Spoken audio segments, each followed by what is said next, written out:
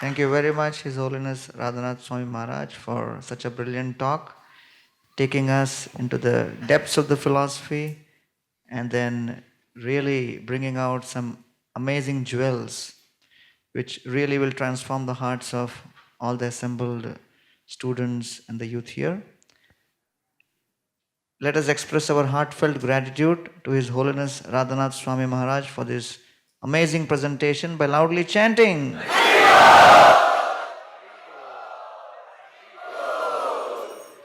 So if there are any questions, we'll have now a question answer session. And please raise your hand and we'll send the mic across.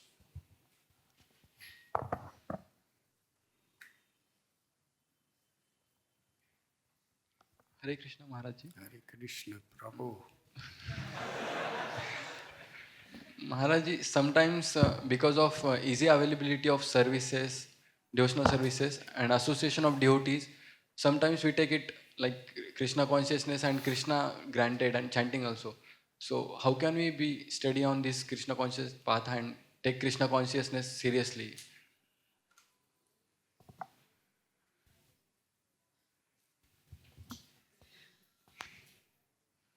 Nasta prayishya bhadreshu nityam bhagavati sevaya. It is important that we're reminded, regularly hearing of Srimad Bhagavatam, Bhagavad Gita, in the association of devotees, or in our own homes by reading these transcendental literatures, hearing tapes. It reminds us of the dangers of material existence. It reminds us, padam padam yadvi padam natesham, that actually crisis, death could come upon anyone at any moment. But our tendency is to take everything valuable for granted. But if we're hearing regularly and we're reminded of how important it really is, how urgent it is, then we will not take it for granted. It is important we cultivate a spirit of gratitude and appreciation. Taking things for granted comes when we lose our spirit of gratitude. If you're starving and someone gives you some water and food, you're really grateful.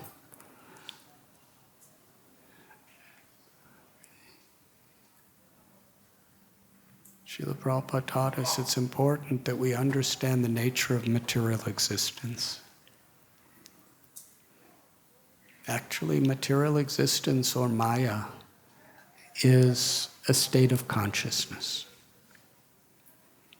The world is not Maya. The world is Krishna's energy and Krishna's property to be used in Krishna's service. Maya is when we forget that. When we forget anything's relationship with Krishna or how it could be used in Krishna's service, that consciousness is Maya. Then we're perceiving things in a material way. But when we wake up to the reality, the truth, we understand everything is Krishna's energy, everything is Krishna's property. Om Purnam Ada Purnamidam. Everything is spiritual. If we just recognize Krishna in it.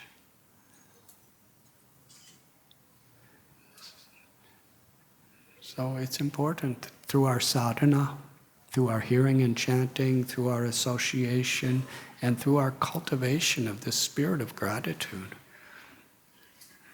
that we really learn to see Krishna. We learn to remember Krishna in everything.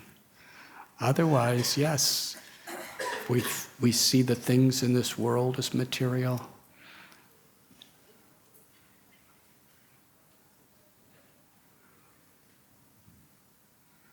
We see our own, and we even see the practice of Krishna consciousness as material. We see devotees in a material way. We see the deities in a material way. We hear the Srimad Bhagavatam in a material way.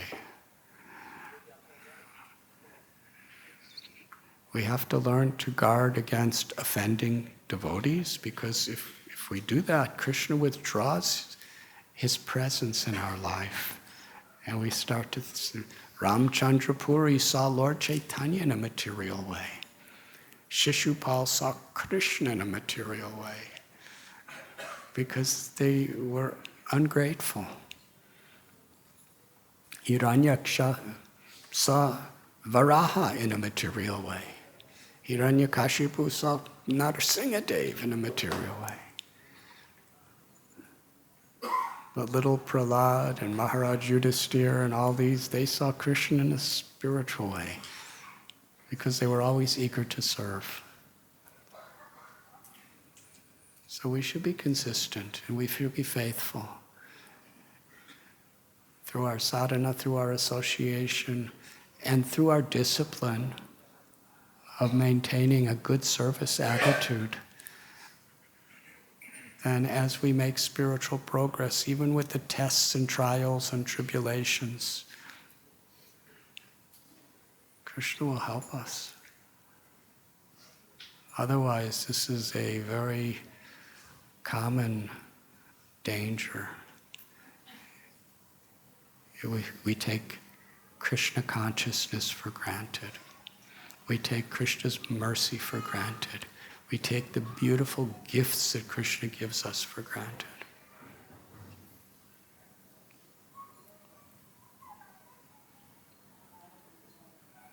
Prerana, this wonderful festival, 150 sessions today, just to remind people of the wonderful gift that we've received. So that when we go out, we're a little surcharged with that remembrance, with that appreciation. Is there another question?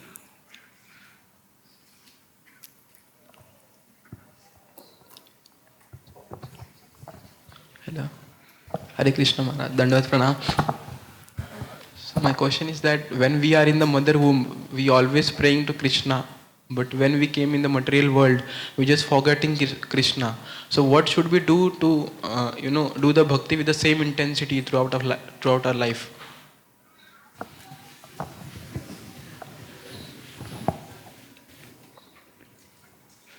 If you eat nourishing food every day, you will have nice energy to do your work.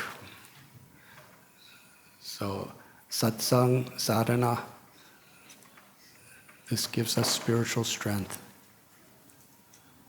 It's very important. We have sincere sadhana and sincere satsang. Associating with devotees, sincerely chanting Krishna's names according to our regulations, sincerely studying Bhagavad Gita, Srimad Bhagavatam, Nectar of Devotion, Sri Chaitanya Charitamrita, Sri Upanishad, these most powerfully blessed Vaishnava literatures. It keeps us alert and awake. And we have to live with respect in such a way, in a service attitude, so that Krishna will be pleased to appear within his names. Srila Prabhupada writes that when we're humble to take shelter of Krishna, and we're really trying to serve other living beings in that spirit, then when we chant the names of Krishna, Krishna makes himself present in a very special way.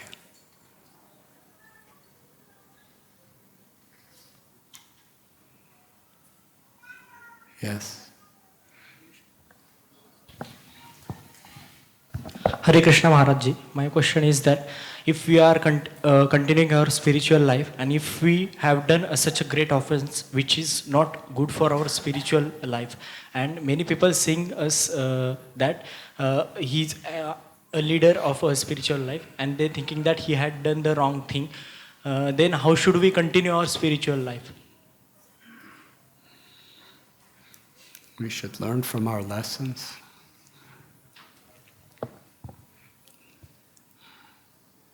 When a child is learning to walk, sometimes the child falls down, but the child is not supposed to just lay there for the rest of his life.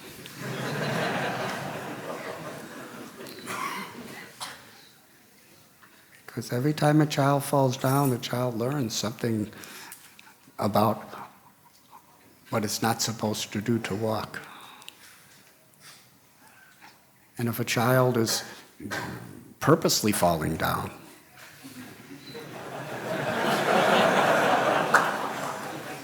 then he's never going to learn how to walk. So whatever's happened in the past, we could learn from our mistakes. And learning from our mistakes means to humble ourselves. I'm not such an advanced devotee, otherwise I wouldn't have done that. I need your shelter, Krishna. I need to become spiritually strong. I need to perform my spiritual practices more sincerely. And if we offend people, we ask forgiveness and we learn not to do those things. And if we act in an immoral way, we understand that this is the path to suffering. When we act immorally, it's sowing the seeds of suffering. We understand that. And sometimes we're already suffering. So we learn. So this is a symptom of sincerity. That whatever we've done in the past that is unfavorable, we recognize it, we humble ourselves. We seek forgiveness, we seek blessings, and we sincerely try our best. Srila Prabhupada writes that Krishna sees the sincerity of our intent. And he gives us pure devotional service when we genuinely have a sincere intent. That means we're really trying.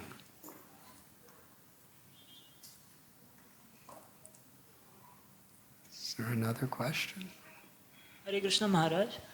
With regards to the quality of imbibing humility, there is a constant fear that we would be exploited or abused or trampled or taken advantage of.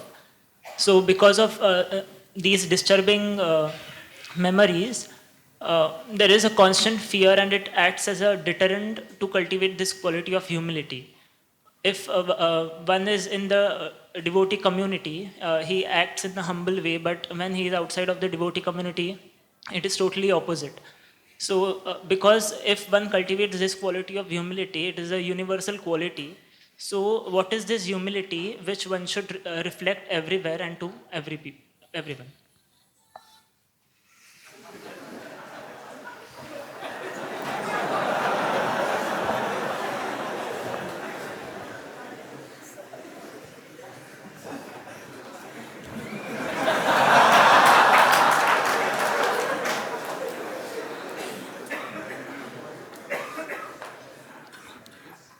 I guess here at Prerana, you have all been trained to laugh so much during Prerana that even if something's not funny, you're just eager to laugh at it.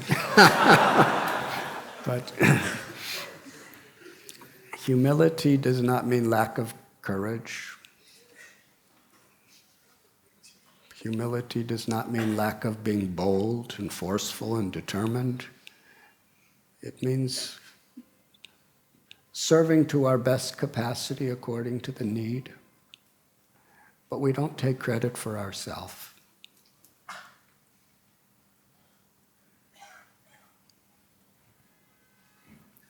it's about pleasing Krishna. Nadanam na janam na sundarim kavitam va jagadisha kamaye mama janmani janmanishwari bhavatad bhakti rohaita kitvayi.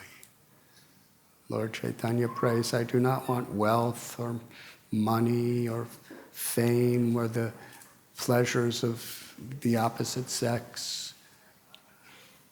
I don't want followers. I don't even want liberation. I just want to serve you. I want to please you, my Lord, unconditionally. That's humility. That leads to the next verse, Trinadapi suniche nataror ibasihishnana. Amanina manadena kirtaniya sadari. Arjuna was humble as a blade of grass when he was fighting the battle of Kurukshetra. Because he was doing it knowing that Krishna is the doer, and I'm doing everything in harmony with Krishna's will to please Krishna. And he was eager to give all credit to other people and all credit to God. That's humility. Yudhisthira Maharaj was the embodiment of humility, even when he was the king of the world.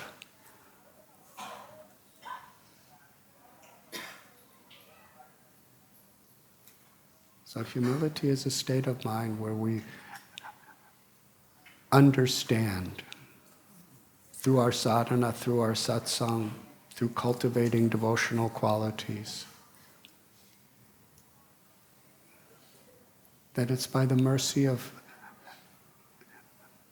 our Guru, by the mercy of others, my seniors, my friends. It's by the mercy of Krishna coming through all these different forms that I am what I am. And we're eager to give credit to others. Uddhava was Krishna's best friend. But yet when he saw the gopis, he was thinking, they are so much better than me. He prayed to Krishna, let me just be a piece of grass in Vrindavan so the gopis will step on me with their feet. He's a prince. He's a learned scholar. He's a constant associate with Krishna. And yet he's seeing so much good in others. He's more happy praising the good qualities of others than he is in other people praising us. Krishna tells Uddhava that a saintly person is like fire.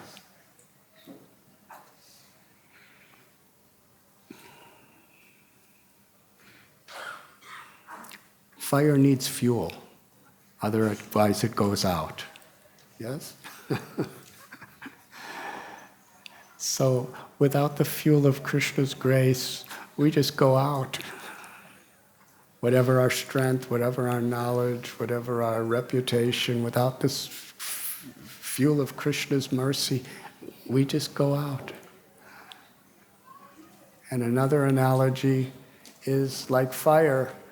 Whatever praise we receive, whatever success we receive,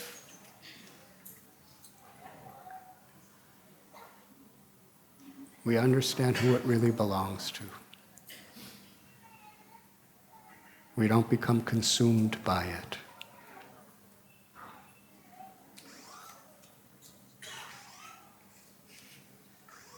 So humility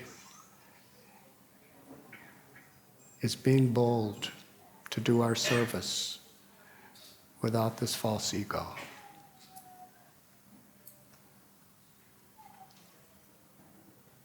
Learn to appreciate others.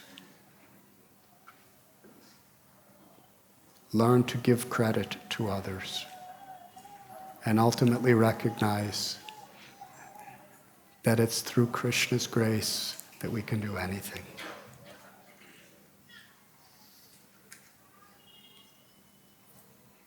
One more question? Yes. Hare Krishna, Maharaji. Maharaji, recently I read your book Journey Home. I am thankful and grateful for that book that inspired me a lot. From that book, Maharaji, you have taken many decisions from your inner call. So how can one differentiate between the inner call and what the mind calls? So that we can act in that situation and then we can move away. So,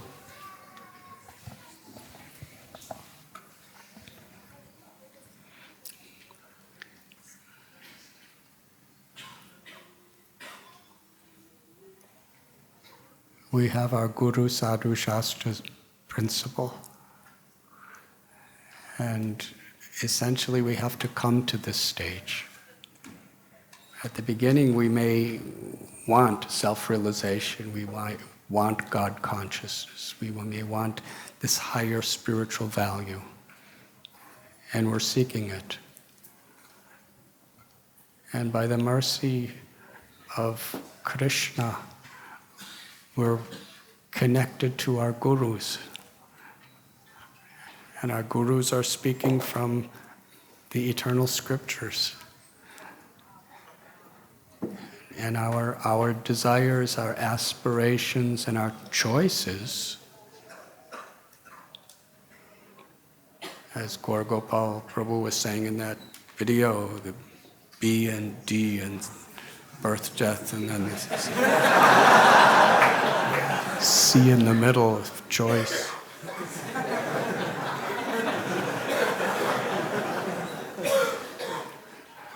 Our choices are in harmony with Guru, Sadhu, and Shastra. Then we know for sure that we're making the right plans in every stage of our life. Does that answer your question? Thank you very much.